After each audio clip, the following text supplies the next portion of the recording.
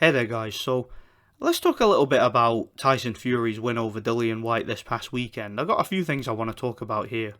So, earlier tonight I was watching Delboy's video that he posted recently where he was talking about how whenever you get one of these top three heavyweights, I'm talking about in terms of popularity here, not in terms of ability, so I'm obviously talking about Tyson Fury, Anthony Joshua and Deontay Wilder. You know, in recent heavyweight history, they've been the three guys on top. You know, the guys who have the biggest clout, you know, the biggest fan bases.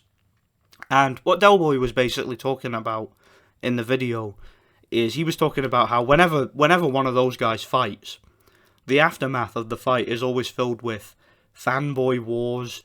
That they're always filled with hysteria, and you get all this talk about them being ATGs and stuff like that, and you know, you get a lot of overblown nonsense in regards to their most recent performance, as well as trying to downgrade their rival. Basically, you get a lot of that stuff. That's what Delboy was talking about.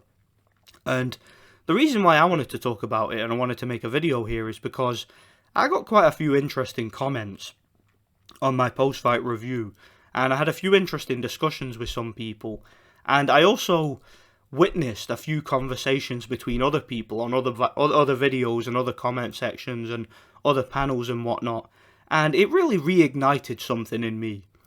And it's something that I've always never been able to really understand about Tyson Fury. I seem to have this thing where when it comes to Tyson Fury, I feel as if I'm in an alternate reality, an alternate universe where I see something that other people don't see. So, for whatever reason, and I don't know why this is, right? He beats Dillian Whyte, right? Wins the fight in very predictable fashion, okay? No one who knew anything about boxing really gave Dillian Whyte more than a puncher's chance. I think we all pretty much knew how that fight was going to go. But I keep seeing these comments, people talking about how And this is something that I've never, like I said, I've never understood this about Tyson Fury. Tyson Fury has this image, this persona, this narrative surrounding him that he's some sort of underdog. Like his success in boxing and what he's been able to achieve and the lengths that he has gone to in his career and the things that he's dealt with behind the scenes, that he has somehow gone against the grain and he's achieved when he wasn't supposed to, and stuff like that. There's a lot of stuff like that with Tyson Fury. And I've noticed that the majority of the people who are saying these things tend to be people who were late to the party, if you know what I mean. They tend to be people who sort of jumped on the bandwagon in the aftermath of his win over Vladimir Klitschko. And the narrative going into that fight, and more so after the fight, is that he went over there to Germany and he took on the establishment. You know, everybody was out to get him. You know, the judges were in Vladimir Klitschko's pocket, as was the referee, and the overall Eastern European boxing fraternity was against him. And he went over there and dominated and put on the performance of his life and schooled Vladimir and gave him a boxing lesson. And oh, lo and behold, the judges didn't rob him. Could you believe it? This is an amazing underdog story. I just want to, again, I don't think I see the same things as other people. So I'm going to do something with this video, right? Just look at what I've got on screen, right? What I'm going to show you guys here. And I want you guys to take a look at this very carefully, because if it comes out of my mouth, you guys will just completely dismiss it. So please just look for yourself. Alright, I'm going to provide the footage here. This here, and I hope I get away with showing this footage. Obviously, I can't show the whole fight and do a full study of it because, again, the YouTube will take that down immediately. So hopefully I get away with this here. Have a look at this footage here. What I'm showing you here, and by the way, guys, I swear to God, I did not edit this, okay? This is exactly as the video was, right? It's purely intact. What I'm showing you here, this is the official highlights. This is Tyson Fury's official highlights for his victory over Vladimir Klitschko, right? So this is not the full fight. This is not like an in-depth study or anything like that. This is not me trying to nitpick or find specific moments where I can sort of back up my argument. No, this is the official official highlight video for the fight, right? You can find this video out there, and one's just like it. Tell me what you see looking at this footage. Now, I keep hearing Vladimir got completely schooled, he got dominated, Fury went over there, the referee was on Vladimir's side, the judges were on Vladimir's side, they had a spongy canvas, whatever that means, and just everything was against Fury, and he went over there, went against the grain, and took the victory, but took the fight by the scruff of the neck, and dominated it. Can you please explain to me, watching this video, where are the clean punches from Tyson Fury? Where's the schooling here? Right, I'm watching this video. Right, this is the official highlights of the fight. This is supposed to be Tyson Fury's highlight reel. Where are the punches? Because all I see from this video are slaps, backhanders, punches that miss, punches that hit round the back, punches that hit to the back of the head, right? Holding, showboating, running, spoiling, leaning. I don't see any clean punches in this video. In fact, if anything, and this is the funny thing about it, and again, this is Tyson Fury's official highlight video. I did not edit this. Okay, this is the video purely intact. If anything, the cleaner punches appear to be coming from Vladimir Klitschko. Now, yeah, Vladimir Klitschko gets cut, but he has a history of getting cut in fights.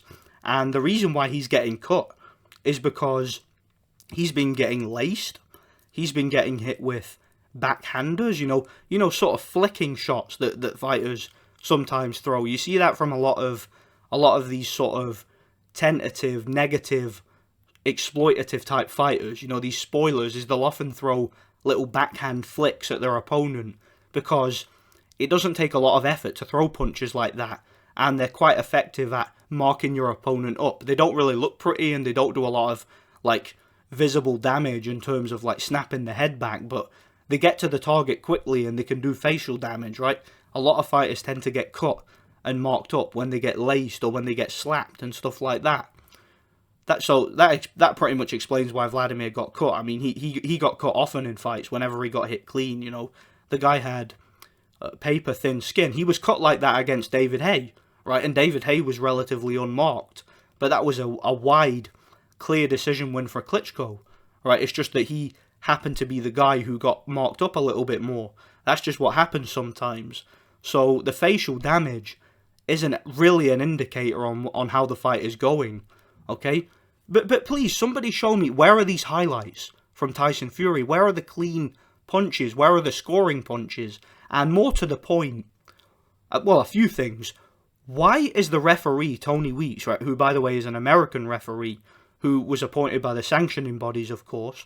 Okay, I'm pretty sure if Vladimir Klitschko would have had a choice of referee, he would have probably chosen a European referee, right? You would want somebody who is more inclined to respect boxing fundamentals and proper Queensberry rules of boxing rather than an American referee who appreciates all that slick shit, right? That if Vladimir had his way, I'm sure he wouldn't have picked Tony Weeks. So why is Tony Weeks, who's supposedly Vladimir's bodyguard, right? He's supposedly on his side. Why is he allowing Tyson Fury to hit to the back of the head all night, to hit round the back, to throw backhanders, to throw flicks, to throw slaps, to hit with the side and the palm of the glove? Why is he allowing Tyson Fury to hold excessively? Why is he allowing Tyson Fury to put his arm over Vladimir Klitschko's neck and lean his weight on him? Why is he allowing all these things? I thought Tyson Fury was the road warrior who went overseas and took the bull by the horns and dominated the fight and became heavyweight champion. Why did all three judges in Germany not only have Tyson Fury winning, but I believe, as far as I can remember, had him winning by a fairly significant margin, despite the fact that Fury had a point deducted late in the fight for his blatant intentional fouls, right? It took Tony Weeks 11 rounds of consistent fouling from Tyson Fury to finally take a point away when Fury was already ahead on all three cards, So the point deduction was relatively inconsequential. It was like, it kind of reminds me of Marcus McDonnell taking the point away from Jack Catterall in, I think it was the 10th round, when, it was relatively inconsequential at that point, in terms of controlling how the fight was going. If you wanted to get control of the clinches and the fouling that Jack Catterall was doing all night, you would have taken a point earlier, because then that would have set a precedent, and it would have told him, listen, you keep going like this, and you're going to lose more points, or you're going to get disqualified. Losing a point at that stage of the fight, in terms of how the fight was going, is relatively inconsequential. So it seemed to me like Tony Weeks was taking the point from Fury in the 11th round just to save face, kind of like I think Marcus McDonnell did with Jack Catterall. He took the point away just to save face, just to say, no, look, I'm being fair, I'm trying to do my best here, when really we know what was up with that fight, but whatever, that's a whole different video. But nonetheless, why was Tony Weeks so lenient towards Tyson Fury? Now, I move on to the other situation, which kind of mirrors this. When Tyson Fury fought Deontay Wilder in the first fight, now, this was, of course, a few years later after Tyson Fury's so-called mental breakdown and depression and whatnot, where he came back. And supposedly it's the same narrative, right? He went over to America and he took on the establishment. The establishment was pro-Deontay Wilder, and the establishment wanted Tyson Fury to lose because he's a Christian, this, that, and the other, and nobody likes him, and he's a gypsy, and no one likes them, and Wilder's the A-side. He's the one who's supposed to be the next heavyweight darling of the American boxing establishment, so they're going to set Tyson Fury up, right? Why was Jack Reese, and I said so at the time, and you guys might recall I got so much shit for this at the time, to where I actually considered closing my channel. It got that bad. And that is that I was pointing out that Jack Reese, in that fight, was, for whatever reason, he seemed to be favouring Fury. He was protecting Fury. It was a very similar fight to the Klitschko one, in the sense that you had one guy trying to fight, and that was Wilder. And you had Fury, who was running away all night, throwing backhanders, hitting behind the head, holding excessively. Like, his performance against Wilder, it was even worse. Like, the rabbit punching, the slaps, the backhanders, the shots around the back, the holding, the leaning, and just the negativity from Fury in that fight was astounding. And nobody was pointing it out. The commentators weren't pointing it out. The referee sure wasn't pointing it out. I don't think that Fury even got a single warning. And then, of course, when Fury gets dropped in the last round, you would think an American referee who's on the take, and Wilder supposedly being the A-side, when Fury gets dropped and takes his time getting up, I think it's really debatable as to whether or not he beat the count. I'm not getting into a debate about that, but it's inconsequential anyway, because whether or not you believe that he beat the count, the fact of the matter is, the count wasn't ultimately necessary. Jack Reese, if he was inclined to support Deontay Wilder, if he wanted Deontay Wilder to win, he could have easily waved the fight off, and nobody would have criticised him. They would have just said, yeah, that's a great come-from-behind knockout win for Deontay Wilder. I can think of a few people in the YouTube boxing community who would have been happy with that. A particular contingent of people who put all their eggs in one basket with Deontay Wilder. So, yeah, I could totally see, Tyson Fury, I could see him getting done dirty there, but it didn't happen, did it? No, in fact, Jack Reese not only gave Fury the full count, but he allowed Fury extra time after the count. Walk over here. Are you okay? Are you ready to continue? Are you fully recovered? Okay, back to work. You don't normally see that, do you? When an A-side fighter drops an opponent and the opponent takes their time getting up. No, you usually see a premature stoppage there. My point is, and I know I'm kind of rambling, okay, this is not, I'm not scripted this or anything, this is just this is my passing thoughts. Why am I the only person who seems to see this with Tyson Fury? For some reason, again, this narrative that he's this victim, that he's this guy who has been hard done by and has beat the system. You know, he's come out of nowhere. He's took on the establishment, took on the powers that be, and he's taken the bull by the horns, and he's dominated, and he's proven himself to be the man in the division, and there's been absolutely no help along the way. That seems to be the narrative, and I pointed out earlier that that narrative seems to be perpetuated by people who haven't followed Tyson Fury for a long time. You know, like I said, these fans who jumped on the bandwagon when he became big. You know, I was supporting Tyson Fury early in his career. I was watching him early on, and I actually at one point did kind of like him. But you know, I'm not getting into that because I've spoke about it at length before.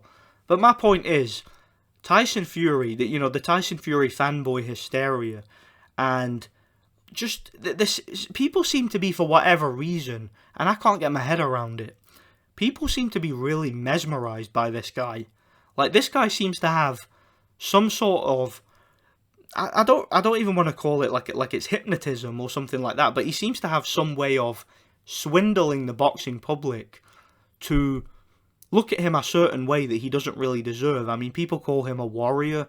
They say he's got a lot of heart and this, that, and the, I've never seen Tyson Fury as someone who particularly has a lot of heart. I mean, yeah, he got up from knockdowns several times in his career, but if you look at his overall demeanour and just the manner of those victories that he was able to get up and win, it's not as if he didn't have a little bit of help, isn't it? You know, it's not as if he wasn't given the benefit of the doubt by referees on more than one occasion, okay?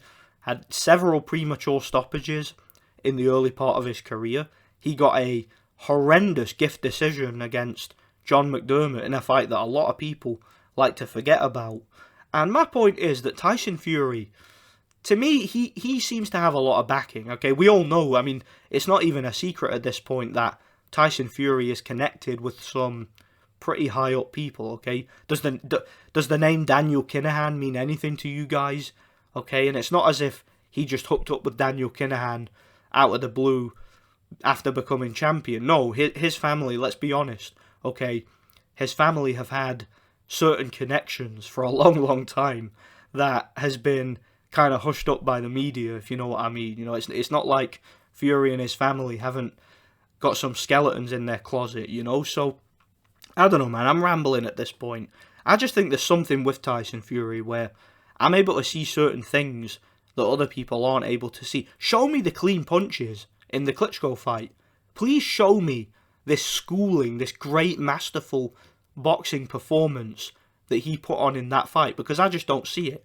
Okay, please show me the incredible performance in the first Wilder fight. Look, let's be perfectly honest too. You can go back and look at my prediction record, right? I've been pretty accurate with predicting Tyson Fury's fights.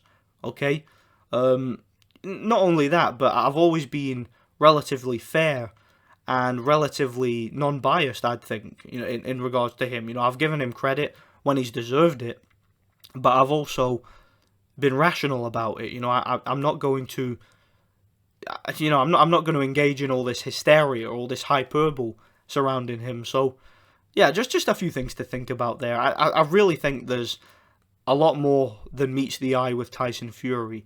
That there's something about this guy to where people tend to swallow certain narratives that just aren't based on reality as far as I'm concerned. So that's all I've got to say. Let me know what you guys think. Thanks for watching and God bless.